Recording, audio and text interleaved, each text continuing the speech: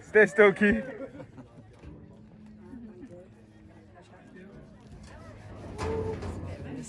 Whoa!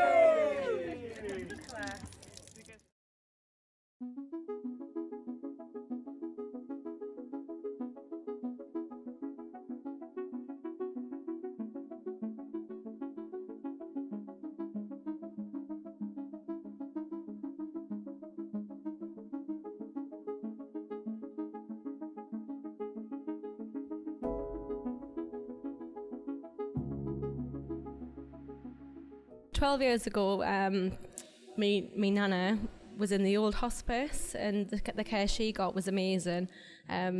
Just the amount of volunteers in the hospice as well, giving up their time. Obviously, a lot of people have in common that they've lost a loved one.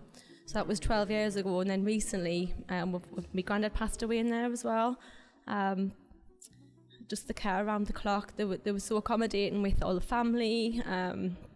And just made his time at the end really, really special. So at the beginning of the year, Anth got in touch with us and asked if I would become an ambassador for the hospice, and it was something I didn't have to think twice about. I jumped straight at it. We've got quite a family history with the hospice. Back in 2012, my cousin, who was only 25 at the time, sadly passed away, and he was looked after his last few weeks of his life over at the Monk Wearmouth Hospital. And then in 2015, my granddad was looked after by the community team in his final few days of his life. And then little did we know when I signed up to be an ambassador that my uncle would be receiving end-of-life care just back in June. So yeah, we've got a strong family connection with the hospice, and I just wanted to do whatever I could to help promote the hospice and hopefully raise some vital funds. We didn't really know what the role would entail when we first kind of sat down and talked about it. Anth had a few ideas in his head, but we never really knew what it would play out. Obviously, the first thing that we wanted to do was promote it using social media and just using kind of my name within the region to put it forward. If I can help raise the profile and raise a few more bits of money so that we can provide a few more services here in the hospice, things like complementary therapy and all that kind of stuff, and just make the final few days of people's lives a little bit more comfortable for them and their relatives. It's kind of the main part of why I put my name to the hospice and try and raise the funds. I head up the corporate relationships, the challenge events, and all digital marketing as well as getting involved in a whole host of other things, including Benedict Bear. But don't tell anyone. So last October, 17th to the 25th of October, we took a team of 24 fundraisers across to trek the Great Wall of China.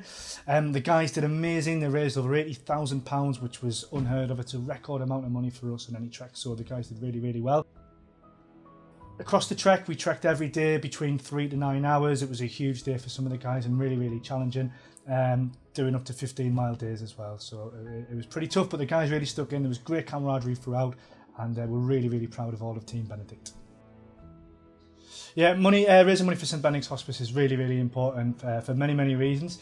The main reason, of course, is it allows us to fund many of the services that we offer here, whether that be the outpatient services, the inpatient services out in the community, as well as a whole host of other things that we do here to provide the best for our patients and staff as well. Yeah, there's lots of ways that people can get involved with and help us to raise more money. You can get involved in a number of challenge events, whether that's running the Great North Run, taking part in a Tough Mudder, trekking one of our huge charity treks we have. For example, we're going to Peru in 2021. There's also lots of little things you can do, whether that's having a cake bake sale, whether that's maybe shaving your hair off, getting in a bath of beans, millions and millions of things. But if you do want to get involved, just please give the fundraising team a call. It was just 2 years ago, we only had to raise £400,000 a year. This year alone, we're looking to raise £1.7 million, which we're well on course to do. It's really important for young people to help us because we tend to have an older supporter base, and what we really want to do is engage with young people across the community and tell them a little bit about what we do. There's a lot of myths that we need to bust with regards to hospices. And to do that, we want as many young people as possible involved. We'll get them involved, we'll get them to come down, have a look around, see what we do. and those guys can then follow through with their schools, with their colleges, with their universities, and hopefully they'll be supported for life.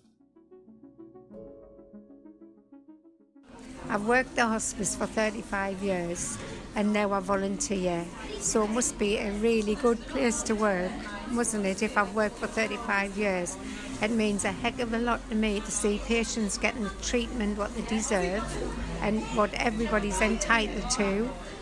A good, a life and a good death at the end. And that's why I have worked for so long. I volunteer on the reception side, so I meet and greet people, because when they first come in, people are very frightened and nervous. So I try to make them at ease as best I can. And I don't realise what you're doing it at the time. But then when they come back and, they're just so, they've got a bet, this is about everybody mind on the hospice who works on. Everybody who works on the hospice is just absolutely fabulous. Myself and Media Savvy got involved with supporting St Benedict's Hospice last year and ultimately going to China and trekking some of the Great Wall. Initially because my wife's granddad passed away in the hospice the year before, and she really wanted to give something back, as well as auntie and uncle, and I kind of got dragged into it, but I was more than happy to do something like that. My role in the trek informally was cameraman, photographer, and we kind of shot a short documentary of the whole process just for a little bit of publicity, but I was there kind of representing myself and our family as well as Media Savvy as well. I think it's very important for young people, old people, any people to get involved with fundraising for really valuable causes, especially causes like St Benedict's.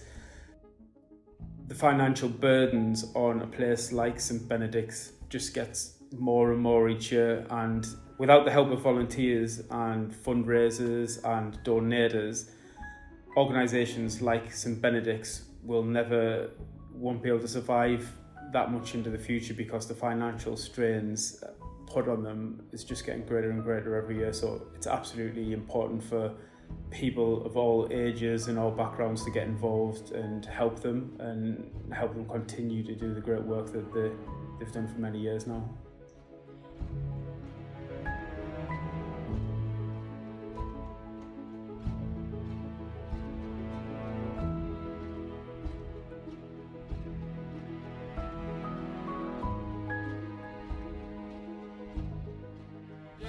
So right now we're at the end of the wall. Honestly, today's been another tough challenge. Every day is a challenge for these guys. 1,000 steps they all walked up today. Not one of them stopped. All kept going, and they made it 1,000 steps. Fantastic stuff. So yeah, now's the end, and it's quite emotional. We've just raised a toast to those, in memory of those we've lost. There's been some fantastic big hugs going around, some big kisses, lots of smiley faces, and a cheeky little champagne. So cheers, everybody.